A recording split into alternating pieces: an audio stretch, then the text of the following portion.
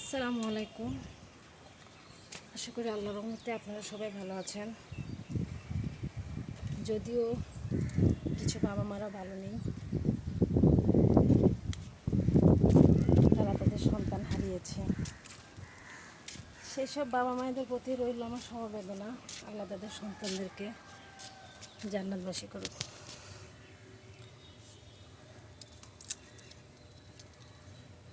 ছাদে এলাম গাছগুলোকে দেখতে, আসলে বেশি একটা আশা হয় না।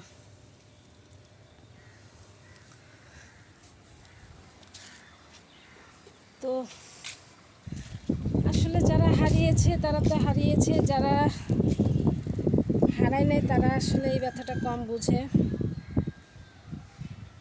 তারপরে সন্তান হারানোর বেদনাটা খুব কষ্টদায়ক, এর চেয়ে কষ্টদায়ক ব্যথা বোধহয় আর নাই।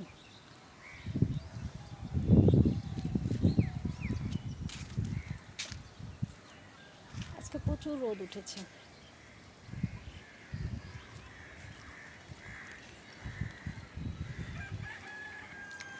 কয়েকদিন ধরে খুব গরমও পড়ছে, মনে হচ্ছে গরমটা আজকে অনেক বেশি হবে অন্যান্য দিনের তুলনায়। যেটা বলছিলাম সেটা হচ্ছে, আমরা যে যারা পেজে কাজ করি, এই পেজে কাজের আসলে সবচেয়ে বেশি ভালো লাগে একটা ব্যাপার, সেটা হচ্ছে মিলেমিশে কাজ করা। মানে ফেসবুক এত সুন্দর একটা সুযোগ দিয়েছে যে সবাই মিলেমিশে ভালোবেসে কাজ করো, কোনো হিংসা নেই, যে হিংসা করবে সে গেছে।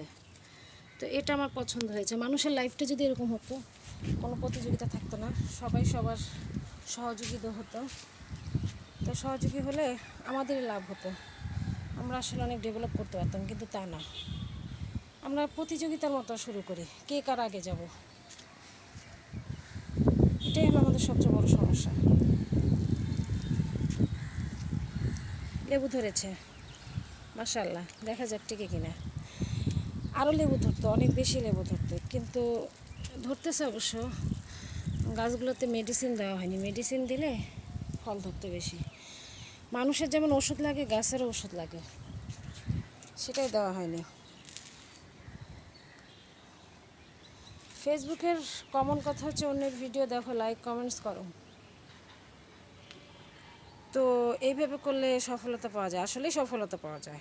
মানুষের জীবনও তাই, ধৈর্য ধরো, মেনে নাও, তো লাইফটা সেটেল হয়ে যাবে।